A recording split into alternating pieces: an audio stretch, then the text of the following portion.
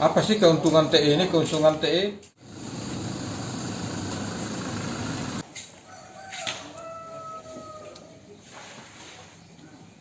Assalamualaikum warahmatullahi wabarakatuh. Ya, alhamdulillah kami bisa sampai di kandang lembu Bonggol ini.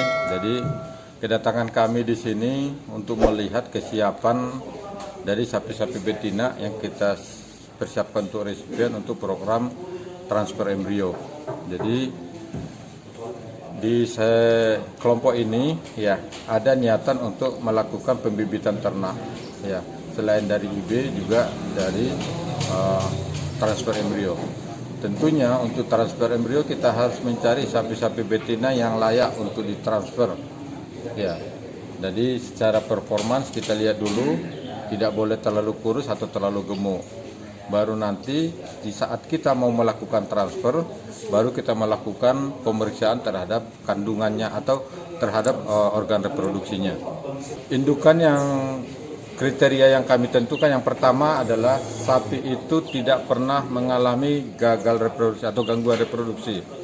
Seperti sapi itu pernah mengalami CLP yang berulang atau mengalami endometritis yang berulang ya, ataupun yang kawin berulang. Jadi kalau ada gangguan reproduksi, sebaiknya itu tidak kita gunakan untuk transfer embrio.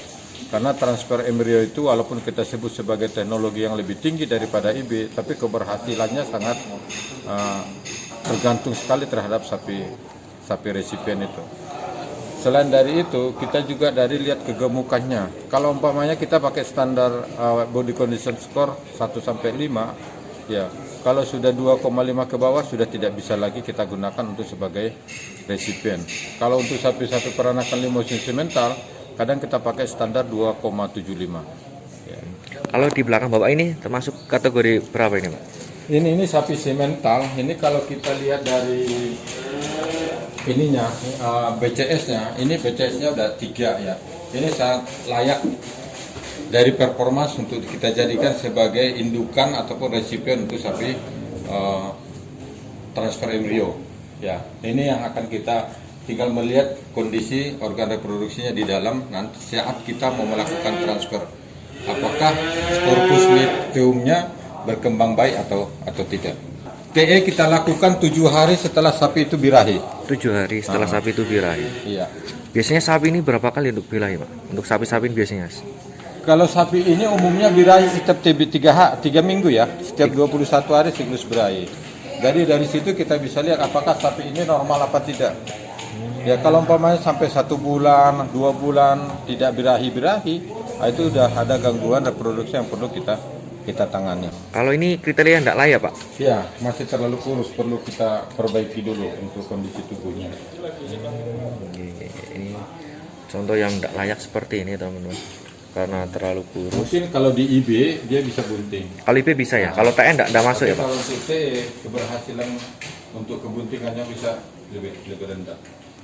Jadi karena TE ini membutuhkan teknologi yang lebih tinggi, baru dia tuh kayak bayi tabung ya. Membutuhkan ya terus terang biaya yang sangat cukup besar ya, kita harapkan keberhasilannya juga lebih tinggi. Jadi target kita sebetulnya hanya 30%.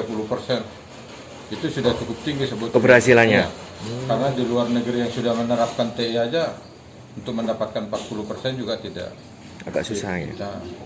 Apa sih keuntungan TE ini? Keuntungan TE, kenapa kita harus sibuk-sibuk TE kalau di IB juga bisa? Di IB itu akan keluar anak, darah dari bapaknya itu 50%. Kalau TE itu berhasil 100%. Ya. Kali ini